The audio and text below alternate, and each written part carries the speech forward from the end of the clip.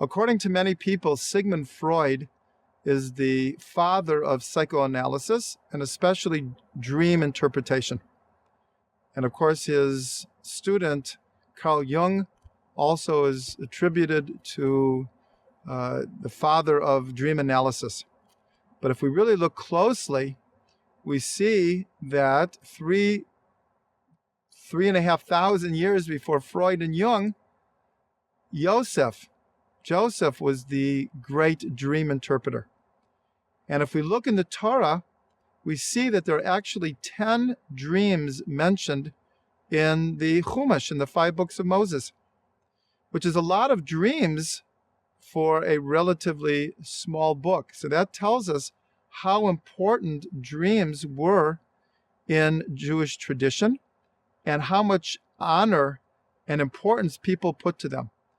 Some of these dreams are the most famous stories in the Torah. Joseph and his dreams, and Pharaoh and his dreams that Joseph comes and interprets.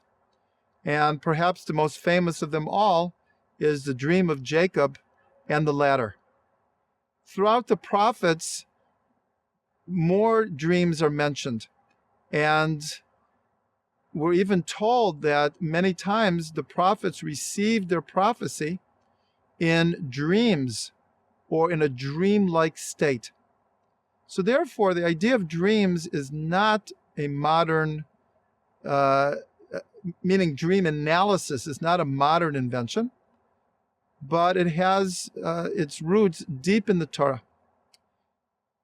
Even more than that, if we look in the Talmud, we see an amazing array of opinions as to what are the meaning of dreams. And if we go through the various opinions, and I write about this extensively in my book, The Mystical Meaning of Dreams, we see that there seems to be contradicting views of what dreams are, anywhere from dreams are prophetic to dreams are nonsense, and everything in between. So we would ask, well, which opinion is right?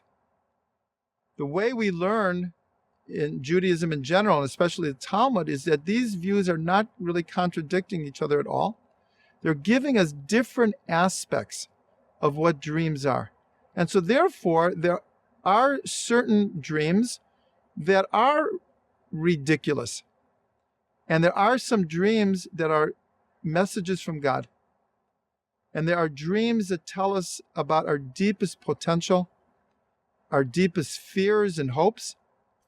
Some dreams come from what we eat and drink.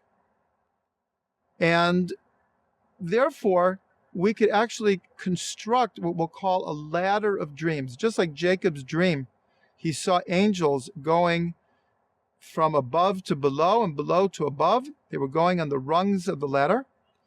If we analyze it carefully, we see that different levels of the soul will manifest different types of dreams.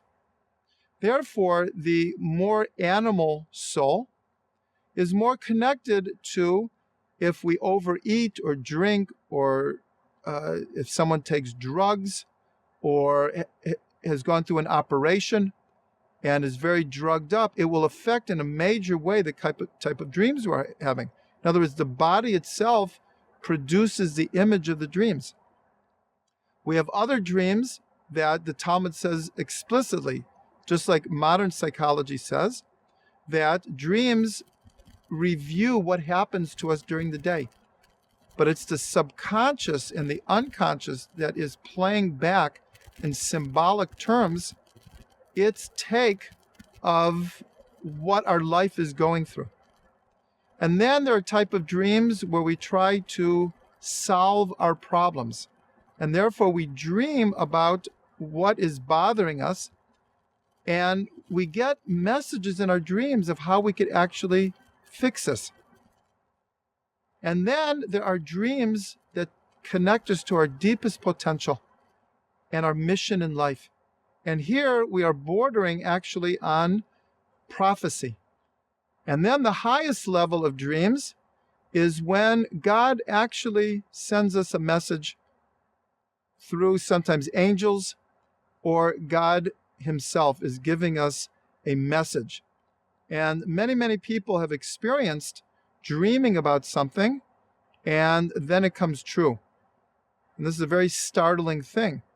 So we see that dreams emanate from different parts of the soul, from our emotional state, our psychological state, our soul state, our body, and therefore produces all kinds of different dreams. And it's fascinating to see how modern psychology mirrors the opinions in the Talmud and the various stories in the Torah.